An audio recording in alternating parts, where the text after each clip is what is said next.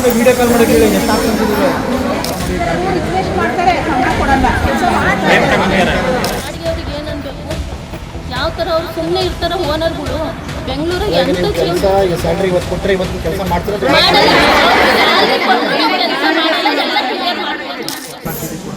ಮತ್ತೆ ನೀವು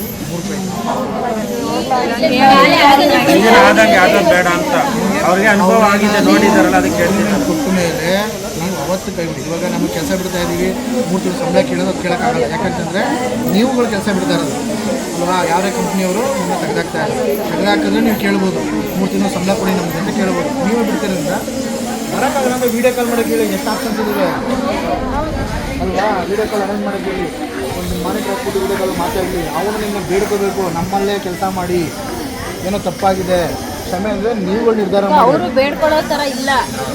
ನಾನು ನಿಮಗೆ ಹೇಳ್ತಾ ಇರೋದು ಅವ್ರು ನಿಮ್ಮನ್ನು ರಿಕ್ವೆಸ್ಟ್ ಮಾಡಿಕೊಂಡ್ರೆ ಆಯಿತು ನನಗೆಲ್ಲ ಆಗಿದೆ ನಾನು ಕೆಲಸ ಮಾಡಿ ರಿಕ್ವೆಸ್ಟ್ ಮಾಡ್ತಾರೆ ಸಂಬಳ ಕೊಡಲ್ಲ ಕೆಲಸ ಮಾಡ್ತಾರೆ ನಾನು ನಿಮಗೆ ಹೇಳ್ತಾ ಇರೋದು ಎಲ್ಲ ಕ್ಲಿಯರ್ ಆದಮೇಲೆ ನೀವೆಲ್ಲ ಹೋಗ್ತೀವಿ ಅಂದಾಗ ಬೇಗ ಕೆಲಸ ಮಾಡ್ಕೊಂಡು ಹೋಗಿ ಅಂತ ಅವ್ರು ನಿಮ್ಮನ್ನು ರಿಕ್ವೆಸ್ಟ್ ಮಾಡಬೇಕು.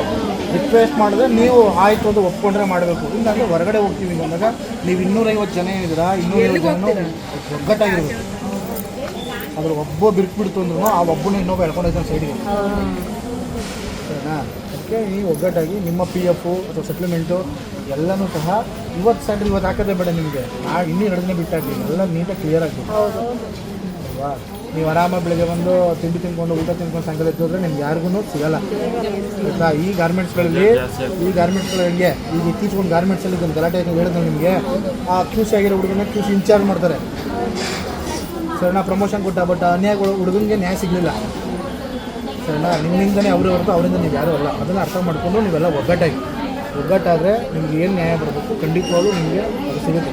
ಈಗ ರಾಜುನೇನೋ ಯಾರೋ ನಂಬೇಡಿ ಅಂದರೆ ನಿಮ್ಮಲ್ಲಿ ಒಗ್ಗಟ್ಟಿರಬೇಕು ಸರಿನಾ. ನಿಮ್ಮಲ್ಲಿ ಒಗ್ಗಟ್ಟು ಯಾರೋ ಒಂದು 10 ಜನ ಲೀಡ್ರ್ ಥರ ನಿಂತ್ಕೊಂಡು ನೀವು PF ಆಫೀಸ್ಗೆ ಹೋಗಿ ಈ ಕಂಪ್ನಿದು PF ಎಲ್ಲ ಎಂಪ್ಲಾಯೀಸ್ದು ಕಟ್ಟಿದ್ದಾರೆ ಅಂತ ಕೇಳಿ ಕಟ್ಟಿದರೆ ಅವತ್ತು ಹೋರಾಟ ಮಾಡಿ ಅಲ್ಲಿವರೆಗೂ ಹೋರಾಟ ಮಾಡಬೇಕು ನೀವು. ಇಲ್ಲ ಅಂತಂದರೆ ಅಯ್ಯೋ ನಮ್ಮ ಮನೆಗಳಲ್ಲಿ